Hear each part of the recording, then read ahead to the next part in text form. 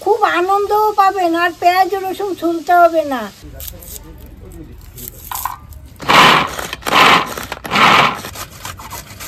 এই দেখুন একদম কটকট কটকট করে দেখুন আদার গুঁড়ো এটা।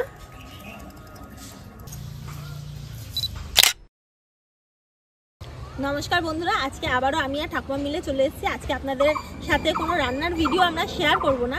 আজকে আপনাদের সাথে আমরা যেই ভিডিওটা দেখাবো সেটা হচ্ছে খুবই একটা উপকারী ভিডিও হতে চলেছে। তার কারণ হচ্ছে অনেক সময় দেখবেন আমাদের বাড়িতে যখন রান্না করি অনেক সময় কিন্তু আমাদের বাড়িতে পেঁয়াজ, আদা, রসুন এগুলো কিন্তু সবসময় থাকে না।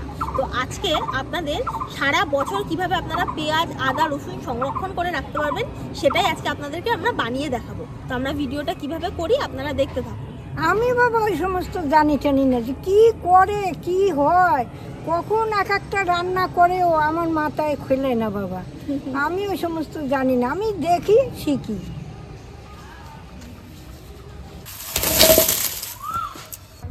দেখেন কত পেঁয়াজ, আদা, রসুন দেখছেন, এইগুলো বলে মানুষে আবার সংগ্রহ করে রাখে গুঁড়ো করে না কি করে জানেন। ওরে বাবা রে বাবা,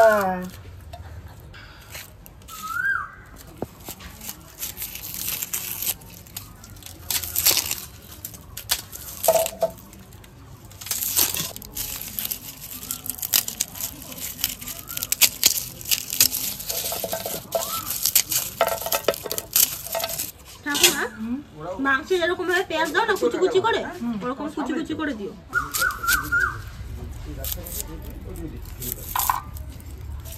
দেখুন ঠাকুমা আজকে চশমা পরে ভিডিও করছে। ঠাকুমা এদিকে তাকাও দেখি, দেখুন তো কি সুন্দর লাগছে। আরে সকালের চোখটা যেন আবার একটু কেরম করছে ওই জন্য। তাই নাকি? হ্যাঁ সকালে। এরপরে দেখবেন ঠাকুমা একটু পরে কান্নাকাটি শুরু করে দেবে। পেঁয়াজ কাটছে তো, পেঁয়াজটা আমি কাটি। জল পড়বে একটু পরে। তুই পারবি না, তুই বটি দিয়ে ছোলা, আমি চাকু দিয়ে কাটি। দাও নাও এটা ছোলা।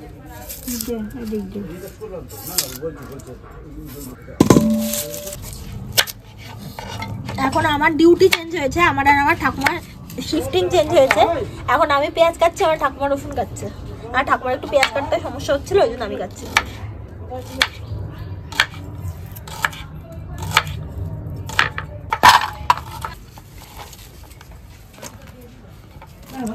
দেখুন না রসুন ছুলতে ছুলতে বুড়ো হয়ে গেলাম জানেন।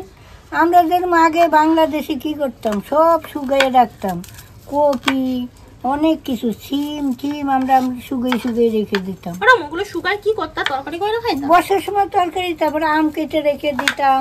ইয়ে হতো না তোমার, ওই সময় তরকারি পাওয়া যেত না বর্ষার সময়, না দাম বেশি, আমরা শুকিয়ে রাখতাম। আমগুলো একটু হলুদ মাখিয়ে শুকিয়ে রাখতাম, তারপর টক ডাল খাইতাম, আচার খাইতাম, বৃষ্টি আসলে মেখে খাইতাম।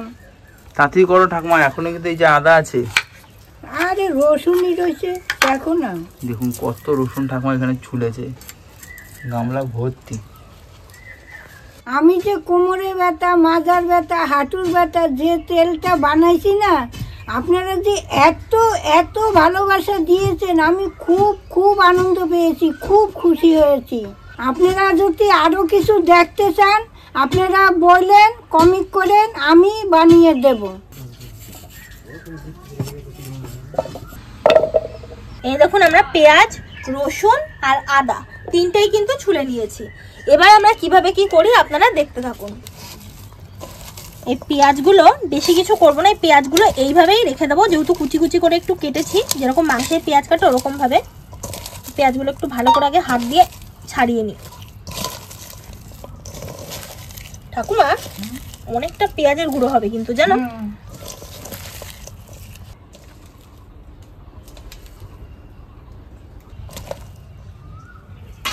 এই একটা এরকম থালা নিয়েছি, এই থালায় পেঁয়াজগুলো একটু ছড়িয়ে ছড়িয়ে দেবো, এগুলো শুকাতে দেবো বেসিক্যালি।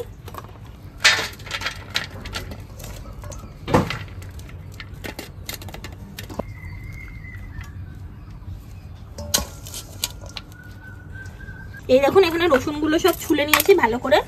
এখন এর ভেতরে রসুনগুলো দিয়ে একটু কুচি কুচি করে নেবো।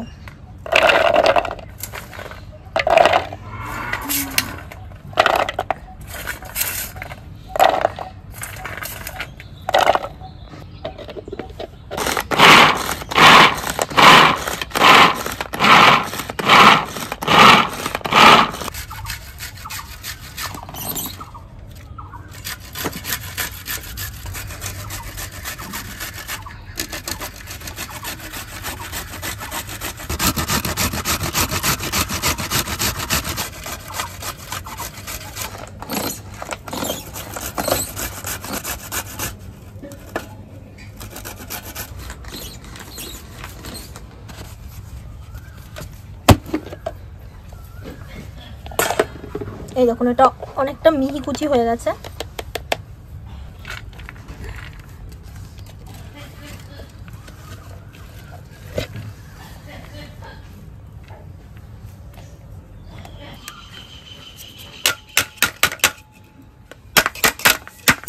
হয়ে গেছে, নে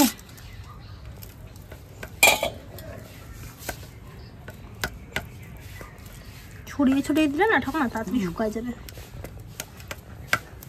এখানে আমরা পেঁয়াজ, আদা, রসুন তিনটেই ভালো করে কুচিয়েও নিয়েছি আর কেটেও নিয়েছি। তো আমরা একটু সন্ধ্যাবেলা আজকে ভিডিও করতে বসেছিলাম, ওই জন্য অনেকটাই সন্ধ্যা হয়ে গেছে। আজকে তো আর রোদ্দুরটা পাবো না, আজকে এগুলো পাকা হাওয়াতেই শুকোতে দেবো, কালকে সকালবেলা থেকে এগুলো রোদ্দুরে দেবো। কেটে রাখা পেঁয়াজ রসুনগুলো সকালে রোদ্দুরে দিয়েছিলাম, এখন দেখি কতটা কি শুকাইছে। আকাশে মেঘ হাওয়া,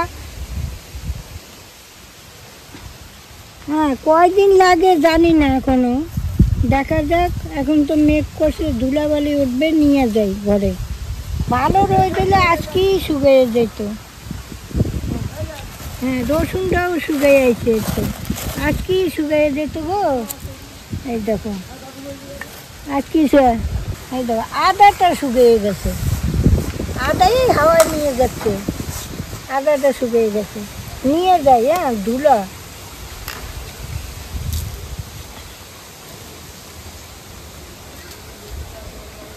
আজকে যাই, আবার কাল সকালে রোদ্দুরে দেবো।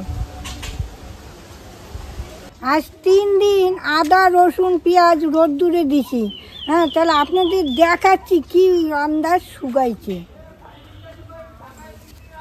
এই দেখুন একদম কটকট কটকট করে দেখুন। হ্যাঁ বাপরে কি সুগান শুকাইছে দেখ। হ্যাঁ ভালো শুকিয়েছে, ভালো আর আদা আদা দেখেন এখনই পাউডার হয়ে যাচ্ছে, তো 3 দিন লাগবে। আদাটা দারুণ শুকাইছে, আদাটা ঠাকুমা একদিনে শুকিয়ে গেছে। হ্যাঁ এই যে পাউডার বেরিয়ে গেছে এক্ষুনি। চলো দাও এনে নিয়ে আসো এটা।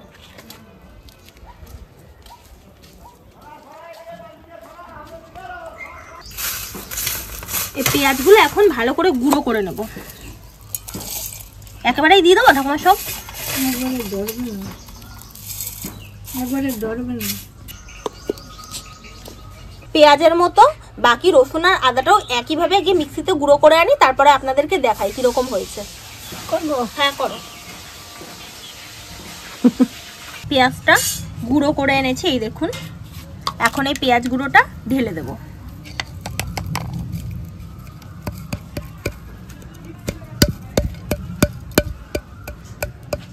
আদার গুঁড়ো এটা,